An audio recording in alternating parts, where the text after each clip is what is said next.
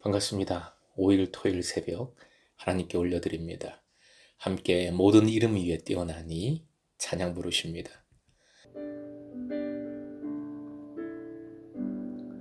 모든 이름 위에 뛰어난 이름 예수는 주 예수는 주 모든 무릎 꿇고 경배를 드리세 예수는 만유의 주님 예수는 주 예수는 주 온 천하 만물 우러러 그 보좌 앞 영광을 돌리세 예수 예수 예수는 주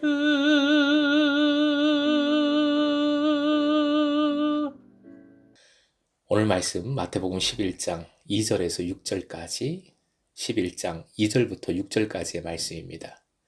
읽겠습니다. 요한이 옥에서 그리스도께서 하신 일을 듣고 제자들을 보내어 예수께 여짜오되 오실 그이가 당신이오니이까 우리가 다른 일을 기다리오리이까 예수께서 대답하여 이르시되 너희가 가서 듣고 보는 것을 요한에게 알리되 맹인이 보며 못 걷는 사람이 걸으며 나병 환자가 깨끗함을 받으며 못 듣는 자가 들으며 죽은 자가 살아나며 가난한 자에게 복음이 전파된다 하라. 누구든지 나로 말미암아 실족하지 아니하는 자는 복이 있도다 하시니라. 오늘의 기도 제목, 고난의 상황에도 예수가 그리스도이심을 믿고 제자의 사명을 이루게 하소서. 고난의 상황에도 예수가 그리스도이심을 믿고 제자의 사명을 이루게 하소서. 현재 세례 요한은 헤롯 안티파스에 의하여 감옥에 갇혀 있는 상태입니다. 그리스도께서 하신 일을 감옥에서 들었다 한 것입니다. 즉 요한은 이스라엘의 약속된 메시아이신 그리스도의 하신 일을 들은 겁니다. 그리스도가 중요한 포인트이지요. 3절 세례 요한은 예수가 오실 그이 곧 요한 자신이 마태복음 3장 11절 12절에서 말한 성령으로 세례를 주실 바로 그분인지를 묻습니다. 3장 11절 말씀 읽어드립니다. 나는 너희로 회개하게 하기 위하여 물로 세례를 베풀거니와 내 뒤에 오시는 이는 나보다 능력이 많으시니 나는 그의 신을 들기도 감당하지 못하겠노라. 그는 성령과 불로 너희에게 세례를 베푸실 것이요. 12절 함께 읽겠습니다. 손에 키를 들고 자기의 타작마당을 정하게 하사 알곡은 모아 곳간에 들이고 축정이는 꺼지지 않는 불에 태우시리라. 세례 요한은 오실 그분을 무서운 심판자로 이해했음이 분명합니다. 하지만 제자들을 통해서 들은 예수의 말씀과 행동은 그가 생각한 심판자와는 거리가 멉니다. 예수님은 심판이 아니라 구원을 선포하며 구원을 실천하셨습니다. 기대하던 바로 그분이라면 세례 요한 자신을 감옥에 가둔 사람들을 심판하셔야 하고 그 자신은 풀려나서 메시아의 시대를 살아가야 함에도 불구하고 여전히 감옥에 있습니다. 두려움 속에 빠져 있습니다. 바로 이런 현실 때문에 예수님을 의심했을지도 모릅니다. 세례 요한의 개인적인 고난을 생각하면 이 질문에는 감옥에서 풀려나고자 소망하는 생명을 구원을 갈구하는 그의 간절함이 들어있기에 안타까운 질문입니다. 4절 요한의 질문에 대해서 예수님은 내가 바로 그이다 라고 확실하게 분명하게 간단하게 대답해 주시면 좋을 듯한데 그렇게 하지 않고 질문을 전달하는 요한의 제자들에게 너희가 가서 듣고 보는 것을 요한에게 말하라고 하십니다.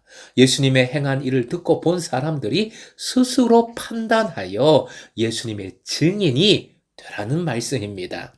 요한의 제자들이 요한에게 가서 증언해야 할 일을 예수님은 5절 이사야 선지자의 예언을 인용해서 말씀하십니다. 이사야는 이러한 구절에서 메시아의 시대가 어떤 시대가 될 것인지를 예언했습니다. 이사야 선지자는 메시아의 시대가 오면 그때에는 더 이상 맹인, 못 걷는 사람, 나병 환자, 못 듣는 자가 없으며 죽은 사람들은 부활하고 가난한 사람들에게는 기쁜 소식이 전파된다고 선포했습니다.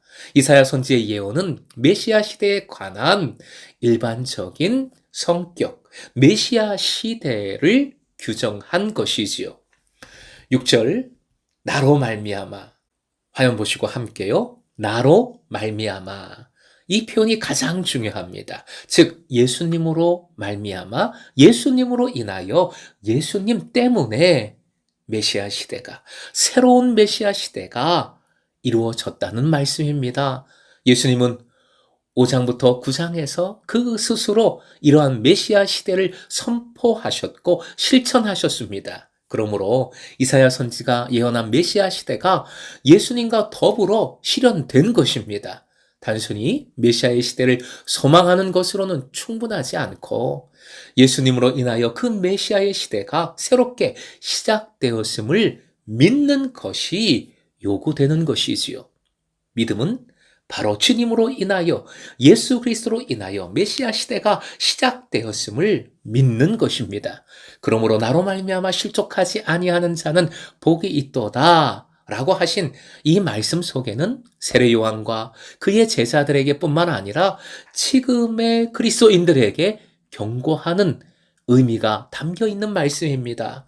그들이 알아야 하고 믿어야 할 핵심은 예언자의 예언이 아니라 바로 예수 그리스도, 예수님이 그리스도이시라는 그 사실입니다. 어떤 상황에도 예수가 그리스도이심을, 하나님 나라를 이루셨음을 믿어야 합니다.